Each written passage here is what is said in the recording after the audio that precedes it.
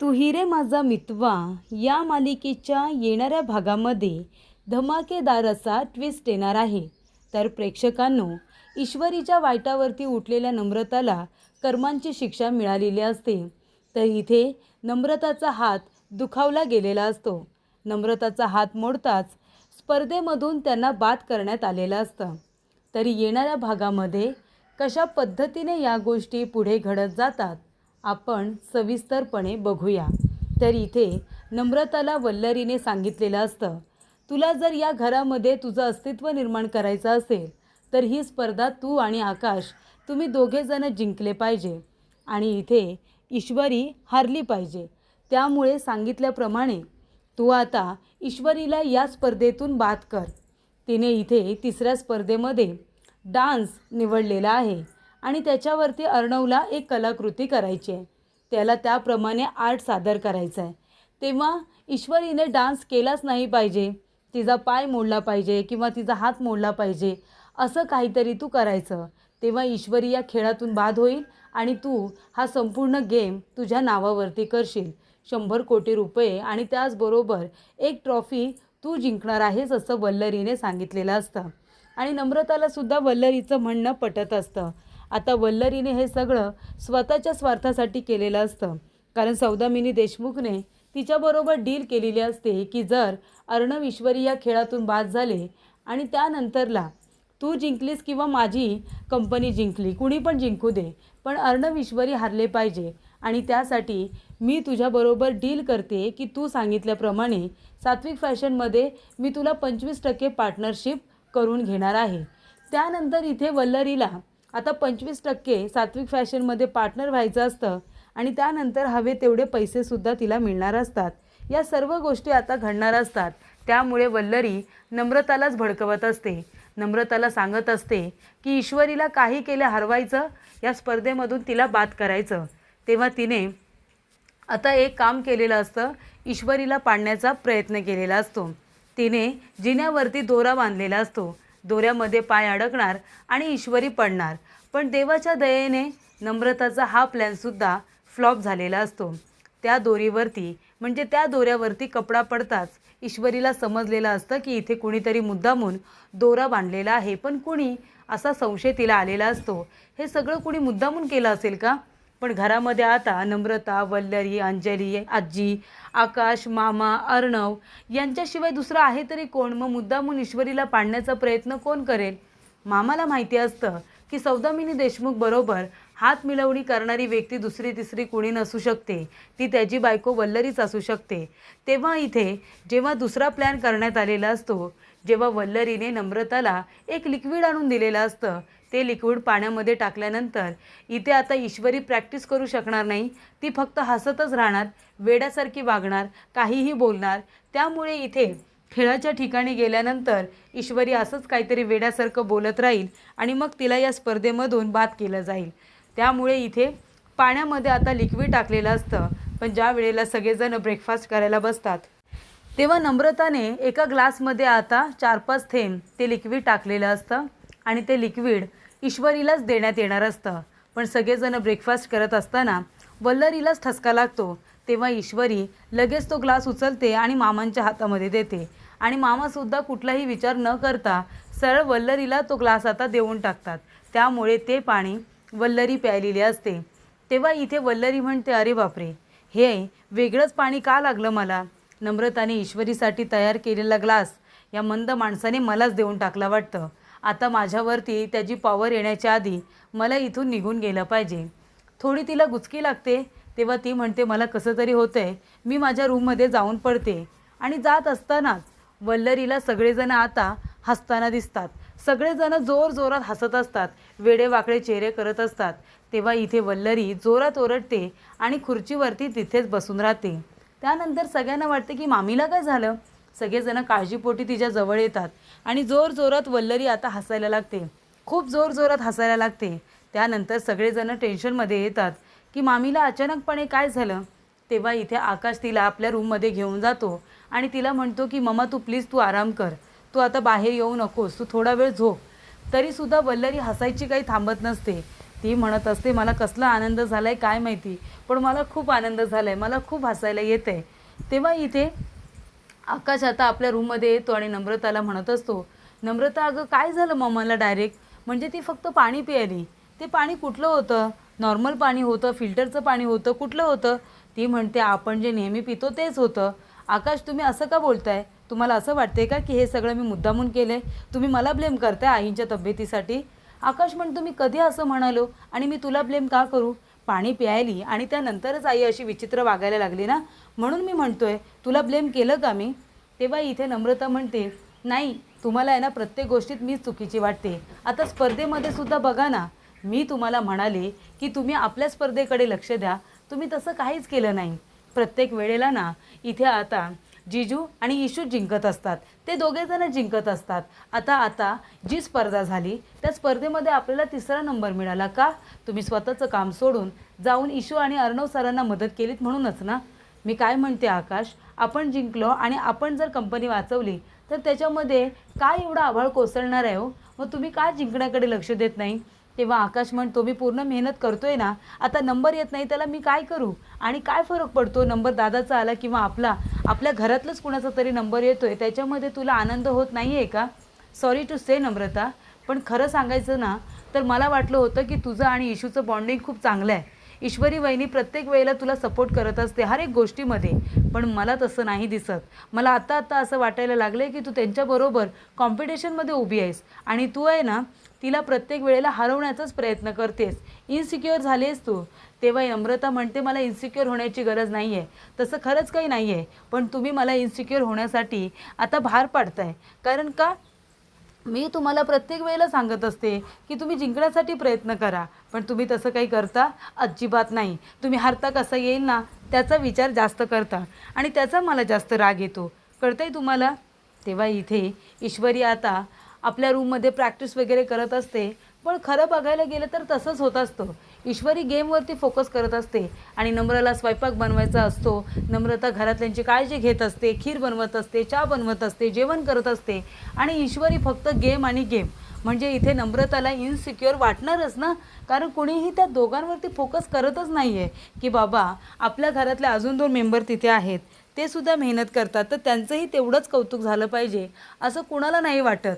खरं तर नम्रता खूपच चांगली होती, पण तिच्यामध्ये ही इन्सिक्युरिटी आहे ना ह्या सर्व लोकांमुळे आली आहे, असं काही म्हणायला हरकत पण नाही आहे. त्यानंतर प्रेक्षकांनो, ईश्वरी जिंकण्याचे प्रयत्न करते आणि इथे नम्रता जिंकण्याचे प्रयत्न पण करते आणि एका बाजूला घरातली कामं पण करते. पण आता राग व्यक्त करण्याची जी पद्धत आहे ना नम्रताची, ती मात्र चुकीची आहे. जिंकण्यासाठी तिची जी जिद्द आहे ना ती फक्त चांगली जरी असली तरी चुकीची पद्धत आहे, कारण ती ईश्वरीला पाडण्याचा प्रयत्न करते म्हणून. त्यामुळे इथे आता ईश्वरीला पाडण्यामध्ये ती जेवढी एनर्जी घालवते ना, तेवढी एनर्जी तिने तिच्या रांगोळी स्पर्धेवरती जर दिली असती, त्यानंतर ती जिंकली पण असती. पण ती तसं नाही करत आहे. वल्लरीच्या नादाला लागून ती ईश्वरीलाच गेममधून बाद करण्याचा प्रयत्न करते. स्वतःला इथे अधिक चांगलं बनवण्यापेक्षा ती वल्लरीला आणि त्याचबरोबर सौदामिनीला एक पद्धतीने सपोर्टच करते ईश्वरीला त्या गेममधून बाद करून. पण प्रेक्षकांनो, शेवटीला नियतीने सुद्धा काही गोष्टी ठरवलेल्या असतात आणि त्यामुळे इथे ईश्वरी तिसऱ्यांदा काय करते, एक लाटणं मध्ये ठेवते. त्या लाटण्यावरून ईश्वरीचा पाय घसरेल आणि मग ती पडेल. मग तिचा पाय तरी दुखेल नाही तर हात तरी, पण तसं काहीच होत नाही. लाटण्यावरून तिचा पाय घसरतो, पण नंतर काय होतं, अर्णव आहे ना तो तिला पकडतो, तो तिला अजिबात पडू देत नाही. तेव्हा अर्णव म्हणतो, मी सिंदर, अगं जरा जपून खाली बिली बघ ना, अगं तू इकडं तिकडं बघून चालणार तर असंच होईल ना, आधीच तुझा हात मोडला होता, तुझ्या लक्षात नाही आहे का? तेव्हा ईश्वरी म्हणते, सर अहो माझ्या पायाखाली काहीतरी आलं, मी नीटच बघून चालत होते, आता खाली काय पडले ते मला काय माहिती. अर्णव म्हणतो, म्हणूनच बघून चालायचं ना, आणि तसंही खाली काही दिसत नाही आहे. तेव्हा नम्रता म्हणत असते, इशू अगं काय करतेस तू, जरा सांभाळून चाल, आणि खरंच खाली काहीच नाही आहे. हे बघ, तू डान्समध्ये भाग घेणार आहेस ना, मग त्यासाठी दोन्ही पाय तुला व्यवस्थित पाहिजेत. त्यासाठी तुला तुझ्या पायांकडे आणि त्याचबरोबर तुझ्या तब्येतीकडे तुला लक्ष द्यावं लागणार आहे. कळते का तुला? तेव्हा अर्णव म्हणतो, नाहीतर काय, पाय घसरला कशावरून तरी, पण नक्की काय पायाखाली आलं ते तुला दिसलं का? म्हणून म्हणतोय की इकडे तिकडे व्यवस्थित बघून चाल. तेव्हा इथे नम्रता आणि ईश्वरी दोघे आता स्पर्धेबद्दल बोलत असतात. त्यानंतर नम्रताने मुद्दामूनच ते लाटणं आहे ना दुसरीकडे लपवून ठेवलेलं असतं आणि नम्रताला त्याबद्दल नंतर काही लक्षात राहत नाही. तेव्हा इथे ईश्वरी डान्स प्रॅक्टिस करत असते. अर्णव काय म्हणतो की तुला आता व्यवस्थित जमतं आहे, तू करशील. ती म्हणते अहो अर्णव सर मी करेन, पण मला भीती वाटते हो. म्हणजे मी कथ्थक वगैरे कसं करू मी डान्स, मला भीती वाटते. अर्णव म्हणतो एक काम करूया का, आपण तुझ्यासाठी कोरिओग्राफर बघूया. तेव्हा ईश्वरी म्हणते अरे वा, कोरिओग्राफर खूपच छान होईल, म्हणजे मी चांगला डान्स करेन हो ना. कारण बघा ना अर्णव सर, इंटरनॅशनल लेवलची स्पर्धा आहे, एवढी मोठी स्पर्धा, आणि त्याच्यामध्ये आपल्या इंडियन लोकांना सगळ्यांना चान्स मिळाला आहे. मग मला असं वाटतं की इंटरनॅशनल लेवलला आपल्या मातीतला डान्स असावा, आपला डान्स असावा. तेव्हा मला खूप छान डान्स करायचा आहे. तेव्हा इथे अर्णव म्हणतो ठीक आहे, कोरिओग्राफर बोलवतो. शिर्केला फोन करून अर्णवने उत्तम कोरिओग्राफर शोधायला सांगितलेले असते. तेव्हा त्या कोरिओग्राफरला घेऊन शिर्क्या आता घरी आलेले असतात. तेव्हा अर्णव म्हणतो हे बघा, आम्ही एका स्पर्धेमध्ये भाग घेतला आहे, तेव्हा माझ्या बायकोला डान्स स्पर्धेमध्ये आता उतरायचं आहे. तेव्हा तिला तुम्ही उत्तम कोरिओग्राफ करा, तिला चांगलं गाणं एक घ्या आणि त्याच्यावरती तिच्याकडून डान्स करून घ्या, तिला तुम्ही डान्स शिकवा. तेव्हा इथे ईश्वरी म्हणते मला तसा डान्स येतो, पण बरीच वर्ष झाली मी डान्स केलेला नाही आहे, त्यामुळे मला थोडं करायला भीती वाटते, कठीण वाटते. तेव्हा कोरिओग्राफर म्हणतात काहीच प्रॉब्लेम नाही आहे, मी आहे ना, मी तुमच्याकडून उत्तम डान्स करून घेईन. तेव्हा इथे ईश्वरी डान्स करत असते, छान प्रॅक्टिस करत असते. तेव्हा इथे नम्रता बघते तर काय, ईश्वरी आता उत्तम डान्स करत असते, ती उत्तम सगळं काही करत असते. तेव्हा इथे नम्रताला राग येतो. नम्रता येते आणि म्हणते इशू काय चाललं आहे गं तुझं. ईश्वरी म्हणते अगं ताई काही नाही, डान्सची स्पर्धा आहे ना, मी थोडंसं शिकते. तेव्हा इथे नम्रता म्हणते सकाळपासून तू काय केलं आहेस गं इशू, घरातली सगळी कामं मीच करायची आहेत का. नाही, तुझ्या लक्षात नसेल तर मी तुला आठवण करून देते, स्पर्धेमध्ये आम्ही पण भाग घेतला आहे, आम्हाला पण जिंकायचं आहे, म्हणून मी घरातली सगळी कामं सोडून फक्त डान्सवरती किंवा रांगोळीवरती लक्ष देत नाही आहे, बाकीची पण कामं करते. सकाळचा स्वयंपाक हा मी केला आहे ना जास्त. ती म्हणते ताई अगं मी पण मदत केली होती ना. ती म्हणते कसली मदत, थोडीशी येऊन मदत केली म्हणजे झालं का, आवरायचं वगैरे नाही आहे का तुला, आणि तर ताई पण नाही आहेत, मग त्यामध्ये तू पण येणार नाहीस तर सगळी कामं काय मी एकटीने करायची. तेव्हा इथे नम्रता म्हणते इशू जिंकायचं तुला आहे ना, जिंकायचं मला पण आहे, आणि आता तर बघ जिंकणार मीच. तेव्हा ईश्वरी नम्रतावरती भयंकर चिडलेली असते. तेव्हा नम्रता इथे चिडून गेल्यानंतर इशू म्हणते बरोबर आहे, ताई बिचारी कामं करतेच आहे भरपूर सकाळपासून, पण मी पण मदत केली आहे तिला, पण ताई अशी चिडली का माझ्यावरती अचानकपणे, तिला काही मदत हवी असती, बोलली असती तर मी केलीच असती ना. तेव्हा इथे आकाश म्हणतो ईश्वरी तू लक्ष देऊ नकोस तिच्याकडे, तू डान्सकडे लक्ष दे. ती म्हणते नाही नाही ठीक आहे, त्यांनी आता बऱ्यापैकी मला स्टेप शिकवल्यात, थँक्यू सो मच तुम्ही इथे आलात, तुम्ही आता गेलात तरी चालेल, बाकीची स्पर्धा आणि त्याची प्रॅक्टिस मी करेन.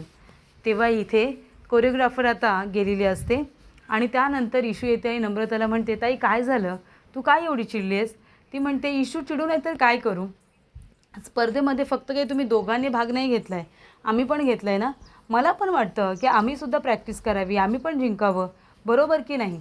तेव्हा इथे ईश्वरी म्हणते हो त्याच्यात काही चुकीचं नाहीच आहे ना. तेव्हा इथे नम्रता म्हणते मग तू जर फक्त स्वतःकडे लक्ष दिलंस तर मग घरातली कामं कोण करणार. मलासुद्धा असं वाटतं ना की प्रॅक्टिसला वेळ मिळावा, मी आपली सकाळपासून स्वयंपाक करते, सगळ्यांचं सगळं काही प्रेमाने करते, आणि तू आपलं रूममध्ये तरी असतेस, नाहीतर काहीतरी प्रॅक्टिस तरी करत असतेस, मग मी माझं काम कधी करणार. तेव्हा ईश्वरी म्हणते ठीक आहे तू जा, तू तुझी प्रॅक्टिस कर, किचनमधलं आता बाकीचं सगळं क्लिनिंग वगैरे मी आवरते, भांडी वगैरे मी आवरते, तू जा. तेव्हा प्रेक्षकांनो इथे आता नम्रता जात असताना तिने ज्या ठिकाणी लाटणं ठेवलेलं असतं ना, त्याच्यावरून तिचा जो काही पाय सरकतो ना ते डायरेक्ट हातावरतीच पडते, आणि तिचा उजवा हात असा काही मुरगळतो की तिचा हात आता जवळजवळ मोडल्यातच जमा असतो. तर अशा रीतीने प्रेक्षकांनो इथे आता नम्रताला हात मोडल्यामुळे हॉस्पिटलमध्ये घेऊन गेलं जातं, आणि तिथे गेल्यानंतर तिच्या हाताला प्लास्टर केलं जातं आणि सांगितलं जातं की 1 महिनाभर तरी हाताला तुम्ही रेस्ट द्या, इतक्या जोरात तुम्ही पडलाय की तुमचा हात आता काही मुवमेंट वगैरे करणार नाही आहे.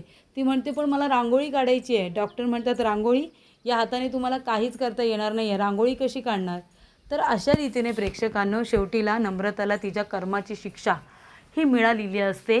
लाटण्यावरून तिचाच पाय घसरून तीच पडलेली असते आणि तिचा उजवा हात हा आता मोडलेला असतो, त्याला प्लास्टर लागलेलं असतं. त्यामुळे इंटरनॅशनल स्पर्धेमधून 3ऱ्या राऊंडमधून आकाश टेक्सटाईल्स यांना आता बाद करण्यात आलेलं असतं. नम्रता आणि त्याचबरोबर आकाश यांना आता काढण्यात आलेलं असतं. कारण का एक पार्टनर काय करणार, तो कपल राऊंड असतो आणि कपल राऊंडला दोघेही हवे असतात. पण इथे आता नम्रता पडल्यामुळे नम्रतामुळे आकाश आणि नम्रताला बाद करण्यात आलेली असते. त्यामुळे ईश्वरीला त्रास देणाऱ्या किंवा ईश्वरीच्या जीवावरती उठणाऱ्या नम्रताला तिच्या कर्माची शिक्षा मिळत. लाटण्यावरून पाय घसरल्यामुळे तिचा उजवा हात हा चक्क मोडलेला असतो आणि त्यामुळे हाताला प्लास्टर लागलेलं असतं आणि स्पर्धेमधून त्यांना बादसुद्धा करण्यात आलेली असते.